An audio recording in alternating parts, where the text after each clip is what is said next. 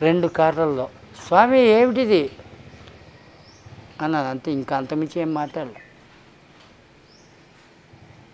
కారుకో 2000 నాకు భిక్షం వేసి వెళ్ళిపోయారు. నిజానికి నేను భిక్షాటన చేసేటువంటి స్థితి నాది కాదు, కానీ శాస్త్రానుసారం భిక్షాటన చేశాను. What next?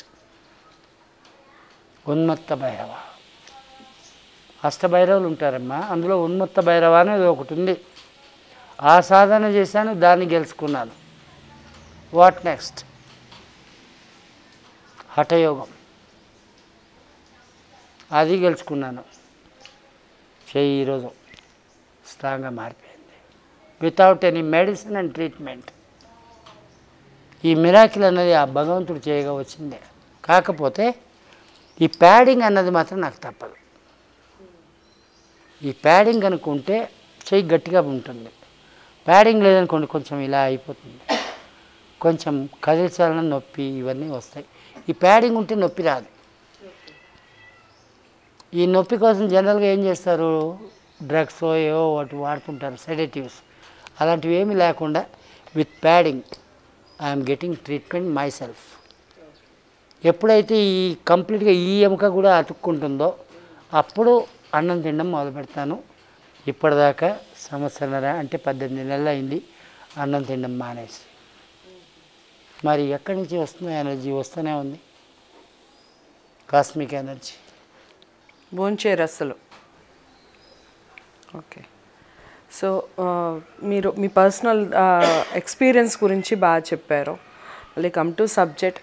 ఈ దెయ్యాలు అన్న ఈ టాపిక్ తీసుకుంటే, మనుషుల్ని దెయ్యాలు పట్టినాయి అని దానికి ఏదో వేప చెట్లు పెట్టి బడత పూజ చెయ్యాలి అని ఏదో రకరకాలుగా మాట్లాడుతూ ఉంటారు, ఏవో క్షుద్ర శక్తులు అంటారు. అసలు ఈ శక్తులన్నీ ఉన్నాయంటారా? ఈ దెయ్యాలు మనుషులకి పట్టడం అనేది చెప్తానంటే, బీయింగ్ ఏ స్పిరిచువలిస్ట్ చెప్పాలంటే, దైవం ఎక్కడుంటే దెయ్యం కూడా అక్కడ ఉంటుంది. ఉంటుంది. భక్తి, నమ్మకం, శ్రద్ధ, విశ్వాసం, ఏకాగ్రత, ఈ 5 దైవాన్ని కనుక మనము ఆవాహన చేస్తే పక్కన నుంచి కూర్చుంటారు ఖచ్చితం. అదే భయంతో దయాన్ని తలిస్తే చాలా, అది కూడా వచ్చి పక్కన కూర్చుంటుంది. ఇది స్పిరిచువలిస్ట్గా నా తాలూకు ఒపీనియన్. అంతకుమించి ఒక సైన్స్ తెలిసిన వ్యక్తిగా చెప్పాలంటే, it is a mania, psychological mania and phobia. దెయ్యం వచ్చింది, నన్ను పట్టుకుంది అన్నటువంటి ఒక ఫీల్ ఏదైతే ఉందో అది సైకలాజికల్ ఫోబియా అండ్ మానియా అంటాను నేను. ఇందాక నేను చెప్పాను, దెయ్యాలు కూడా సమస్త జీవరాశుల్లో ఒకటి అని భావిస్తే అవి మనం ఏం చెయ్యం. కానీ అది వచ్చి మనం ఏదో అటాక్ చేస్తుంది అనేటువంటి ఫీల్లోకి వెళ్ళిపోతే definitely it will attack with us. ధైర్యం ఉంటే చాలమ్మా, ఏం కాదమ్మా. మరి మేము శ్మశానాల్లో సాధనలు చేస్తాము అని అంటే ఎలా సాధన చేయగలిగాము? మేము నమ్మిన సిద్ధాంతాన్ని మేము నమ్మాము, మేము గుర్తించిన దాన్ని గుర్తించాము. ఓకే, మీరు ఈ మాట అన్నారు కాబట్టి ఒక ప్రశ్న. మీరు శ్మశానాల్లో సాధన అన్నారు, శ్మశానాల్లోనే ఎందుకు చెయ్యాలి సాధన అనే దానికి ఒక రీజన్ చెప్పండి. రుద్రభూమి అమ్మా. ఓకే, రుద్రభూమి. అది సాధన అనేది ఒక దీర్ఘకాలికమైన, అంటే నమ్మకంతో చేసేది కదా, ఎక్కడైనా చేయొచ్చు కదా. శివుడు రుద్రభూమి, శివుడు వసించేటువంటి రుద్రభూమి అది. ఆ రుద్రభూమిలో శివుడు ఎలా ఉంటాడంటే ఒక కాటి కాపర్లానే ఉంటాడు. ఆయన మహారాజు అయితే మేమంతా ఆయన తాలూకు బటులే, మా సైన్యం అది అక్కడే ఉంటుంది. అది తప్పని మేము అనుకోం. అక్కడ మేము ఆరాధించేది కూడా శివుడినే, ఇంకెవరిని కాదు. మరి అఘోరాలు అడవుల్లో ఉంటారని, అడవుల్లో తిరుగుతారని, ఇంతకీ సమాజం అంటారా అడవి అంటారా? అడవనే అంటారు ఖచ్చితంగా. ఇది జనారణ్యం, ఇది అడవే. ఈ అడవిలో ఉండేటువంటి క్రూర మృగాలు. నా క్వశ్చన్ చెప్తాను అదే నేను చెప్తున్నా. చెప్పండి. మనిషి రూపంలో కనబడేటువంటి అడవి మృగాలు. ఎవరు? మనుషులా? నేను ఇందాకేం చెప్పాను? Just trust with the God, not with the 2-legged animal. అన్నాను. ఆ యానిమల్ అనే పదానికి అర్థం ఏంటి? సామాజిక జంతువు మనిషి. కానీ ఈ మనుషుల్లో ఉండే రకాలు సింహము ఉంది, పులి ఉంది, పెద్ద పులి, చీటా ఉంది, బ్లాక్ చీటా ఉంది. క్రూర మృగాల్లో ఇంకా రకాలంటే నక్కలు ఉన్నాయి, గుంట నక్కలు ఉన్నాయి, తోడేళ్ళు ఉన్నాయి. ఇవంతా కూడా మనిషి స్వరూపాలే. ఇది మీరు తప్పుగా అనుకుంటే తప్పే, ఒప్పుగా అనుకుంటే ఒప్పే. ఉదాహరణకు చెప్పాలంటే బతుకున్న మనిషిని పీక్కు తినేటువంటి వాడు మనిషి అంటే యాజమాన్యాలు ఏం చేస్తున్నాయి? ఉద్యోగస్తుల తాలూకు రక్త మాంసాలను పీడించుకుని తింటున్నాయి. జీతాలు కూడా సరిగ్గా ఇవ్వట్లేదు ఉద్యోగస్తులకి. దానికి కారణం ఏంటంటే కరోనా అంటారు, కోవిడ్ అంటారు, తొక్క అంటారు, తోటకూర అంటారు. సాకులు చెప్పడానికి ఏదైతేనేమైంది, ఇవ్వాలనే గుణం మనిషిలో ఉండాలిగా. మరి ఇలాంటి వాళ్ళందరినీ క్రూర మృగాలు అంటారా, మనుషులు అంటారా? నేను ఇలాగే మాట్లాడతానమ్మా, నా స్థాయిలో ఇది. ఓకే. అయితే ఇప్పుడు నేను అడిగే క్వశ్చన్ ఏంటంటే, మీరు అడిగిన క్వశ్చన్ అర్థమైంది, సమాధానం కూడా కరెక్ట్గానే ఇచ్చాను. ఇంకా మళ్ళీ రిపీట్ చేయకండి. సరే. అంటే నేను అనేది ఏంటంటే, మీరు ఈ క్రూర మృగాలు ఇదంతా కాదు, అంటే అఘోరాలు అడవుల్లో ఉంటారు, ఇది అడవే కదా. ఇది ఓకే, జనారణ్యమే తీసుకుందాం, జనారణ్యంలో ఉంటారు. మరి అడవిలో ఉండి భగవంతుడిని పూజించి భగవంతుడిని నమ్మి, ముఖ్యంగా శివుణ్ణి నమ్మేవాళ్ళు ఎందుకు మాంసాహారాలు, మత్తు పదార్థాలు తీసుకోవడము, ఈ స్మోకింగ్ చేయడం, ఇదంతా తప్పు కదా? మాకేంటంటే పంచమకరాలు అనేవి ఉన్నాయమ్మా. పంచమకరాలు అంటే మాంసము, మద్యము, మైథునము, మంత్రము, ముద్ర అనేది పంచమకరాలు అంటారు. మాంసం తింటాము అంటే strongly we believe that it is gifted by the god. దానిలో తప్పేం లేదు. లేకపోతే మద్యం మనస్సుని స్థిరీకరించడానికి మేము వాడేటువంటి ఒక సాధనం.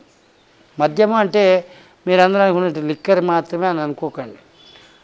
మత్తు కలిగించే ప్రతి ఒక్కటి కూడా మద్యం అనే ఆ పదానికే అది వర్తిస్తుంది. మత్తు, ఇంకా సింపుల్ చెప్పాలంటే పంచమకారాలు అన్నాను కదా, మాంసము, మత్తు, మైథునం. మైథునము అంటే it is nothing but A inter course between two bodies, male and female. ఇది కూడా ఉంటుంది. కానీ ఇది ఏమిటంటే ఓపెన్గా చెప్తాను నేను, ఎజాక్యులేషన్ అనేటువంటి పరిస్థితి ఆడకైనా ఉంటుంది, మగకైనా ఉంటుంది. We just don't enjoy the ejaculation system. Even then, at that moment, we used to chant mantra. దానికోసం అది వాడతాము. ముద్ర ఉంది, మంత్రము ఉంది. అది సాధన చేసే సమయంలో అంటే ఏంటి, ఇప్పుడు ఇలా కూర్చుంటాం, మంత్రము ఉంటుంది, ముద్ర ఉంటుంది ఇంట్లో. దీన్ని పంచమకరాలు అంటారు. ఇది తప్పు కాదమ్మా. మా వరకు మమ్మల్ని తప్పు పట్టేవాళ్ళు, వాళ్ళే నిజానికి తప్పు పట్టేవాళ్ళు తప్పు మనుషులని నేను అంటాను. ఎలాగంటే ఉదాహరణకు చెప్తాను. మాంసాహారం అయితే హింస, శాకాహారం అయితే హింస లేదంటారా? లేదు అని వాదించే వాళ్ళే ఎక్కువ మంది ఉంటారు. నేను దానికి వివరం చెప్తాను, ఇది మాత్రం ఎడిట్ చేయకండి. ఇప్పుడు ఉదాహరణకి విత్తనంలో జీవం ఉంటేనే బీజం మొలకెత్తుతుంది. ఆ మొలకెత్తిన బీజమే నారు. మొలిచింది కదా, ఆ మొలిచినటువంటి నారు మనం పొలంలో పాతితే అది వరి మొక్కగా పెరిగింది. వరి మొక్కగా కొంతకాలం పెరిగిన తర్వాత పొట్టలు వేస్తుంది. ఆ బియ్యపు గింజల కోసం ఆ చెట్లని అంటే ఏంటి, మొక్కల్ని, వరి మొక్కల్ని అడుగంట నరుకుతున్నాము. అది హింస కాదా? ఆ తర్వాత ఆ పొట్టల్ని వేరు చేయడం కోసం బండకేసి బాతున్నాం. అది హింస కాదా? ఆ తర్వాత రెండు రాళ్ల మధ్య దాన్ని నూరుతున్నాము బియ్యంగా తయారు చేసుకోవడానికి. అది హింస కాదా? అదే బియ్యాన్ని వేడివేడి నీళ్ళల్లో ఉడకబెడుతున్నాము, అది హింస కాదా? ఆ తర్వాత తింటున్నాము నిర్జీవమైనటువంటి అన్నాన్ని. మరి మనుషులు కూడా మృత శరీరాలతోటి ఆడుకుంటూ మృత శరీరాలను పీక్కు తింటున్న వాళ్ళే కదా. ఆ ఘోరాలు మాత్రమే మృత శరీరాలను పీక్కు తింటున్నారా? మనుషులు పీక్కు తింటున్నా? ఇది వితండవాదం అనుకోకండి, లాజికల్గా ఆలోచిస్తే ఇది ట్రూత్. కాయగూరలైనా అంతే. విత్తనంలో బీజం ఉంటేనే, అంటే ఏంటి, విత్తనంలో ప్రాణం జీవం ఉంటేనే అది మొలకెత్తుతుంది, చెట్లుగా మొలుస్తున్నాయి, కాయలు కాస్తున్నాయి, పండ్లు కాస్తున్నాయి. అవన్నీ కూడా మనం పీక్కు తినేటప్పుడు దానికి ఎంతో నొప్పి కలుగుతుంది. అది మనం గుర్తిస్తున్నామా? లేదు. ఈ శాకాహారం అనుకుంటున్నాం, మనల్ని మనం రాజీ చేసుకుని బతికిపోతున్నాం గొర్రెల మారిగా. సో ఈ శవాల దగ్గర మామూలుగా చితికి నిప్పు పెడుతూ ఉంటారు. నిప్పు పెట్టినప్పుడు అసలు నిప్పు పెట్టడం అనేది ఎలా పెట్టాలి, పెట్టిన తర్వాత అసలు వెనక్కి తిరిగి చూడకుండా వెళ్ళిపోవాలి అనేది ఎంతవరకు కరెక్ట్? అసలు అలా అలా వెళ్ళిపోవడం వల్ల మంచి జరుగుతుందంటారా? ఎందుకు అలా చెప్తూ ఉంటారు? దానికి అర్థం నేను చెప్తాను. అది కథ మొత్తం చెప్పాలని చాలా పెద్దది అవుతుంది, బ్రీఫ్గా చెప్తా. శ్మశానం గేటు లోపలికి శవము, వాడి కొడుకు, సంతానం అంటే కొడుకు ఎంటర్ అవుతారు. ఈ యమగోళ, యమదొంగ అనే సినిమాలు వచ్చినాయి అప్పట్లో. అందులో పొరపాటున యమకింకర్లు ఒకళ్ళని తీసుకుపోవాల్సిన పోయి ఇంకోళ్ళని తీసుకుపోయినారనుకుంటే, అంటే రాంగ్ అడ్రస్లో పోస్టు వదిలేసిన పోస్ట్ మ్యాన్ లాంటి అలా జరుగుతుంటాయి. అసలు జరుగుతుంటాయి. ఓకే, అలాంటి పరిస్థితుల్లో అలాగా జరుగుతుందేమో, జరిగిందేమో అన్నటువంటి ఒక అభిప్రాయం అనుకోండి, లేదంటే ఆశ అనుకోండి. ఎత్తుడు కళ్ళెము, దింపుడు కళ్ళెమని 3 చేస్తారు, 3 చోట్లలో. గేటు దగ్గర, దాని తర్వాత మధ్యలో ఇంకో చోట్ల, దాని తర్వాత అగ్నివేదిక దగ్గర. ఈ హిందువుల్లో ఈ యొక్క సంప్రదాయం ఉంది. వైష్ణవులు అయితే నారాయణ నారాయణ నారాయణ అంటారు. శైవులు అయితే ఓం నమ శివాయ, ఓం నమ శివాయ, ఓం నమ శివాయ అంటారు. ఆ శబ్దానికి విని లేస్తారేమో అని ఒక చిన్న ఆశ. అది లేవలేదు, కన్ఫర్మ్ అయిపోయింది, ఆయన టికెట్ తీసుకున్నాడు, వెళ్ళిపోయాడని. ఈయన తీసుకెళ్ళి ఆ చితివేదిక మీద, అగ్నివేదిక మీద పడుకోబెడతారు. కానీ ఈ కొడుకులు అనేటువంటి వాళ్ళు కానీ ఉన్నారు కదా, ఈ కాలంలో అదేం లే, పోతే దులుపుని పోవటమే. ఆ రోజుల్లో అట్ట కాదు. నాయన పోయినా అంటే నేను బతికుండా ఏం చేయాలి, నాకు అసలు ఏమి తెలీదే, నేను ఎట్ట బతికేది అనేటువంటి ఒక బాధ ఆ రోజుల్లో ఉండే, పాతకాలం నాటి రోజుల్లో.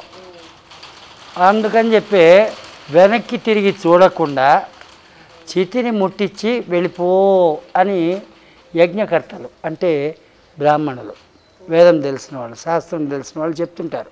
ఎందుకనంటే వీడి మనసు కూడా పిచ్చి బట్టి ఆ అగ్నివేదిక మీద సాగమనం చేశాడు అనుకోండి, అప్పుడు వీడి బతికేమవుతుంది, వీడి పిల్లల బతికేమవుతుంది అనేటువంటి ఉద్దేశంతో వచ్చినటువంటి సంప్రదాయం అది. అంతేగాని ఇంకోటి ఏం కాదు. చూసినా ఏం కాదు, చూడకపోయినా ఏం కాదు. అవునా? చూడకుండా ఉండాలి అనేది ఎక్కువ చెప్తూ ఉంటారు. అది ఎందుకనంటే ఒకవేళ వీడికే మనసు మారిపోయి ఆ అగ్నివేదిక మీద ఎగిరి దూకి తండ్రితో కాలు చచ్చిపోతాడేమో అని ఒక చిరు భయం. ఓకే, అయితే మీరు చెప్పండి, ఇంత జ్ఞానాన్ని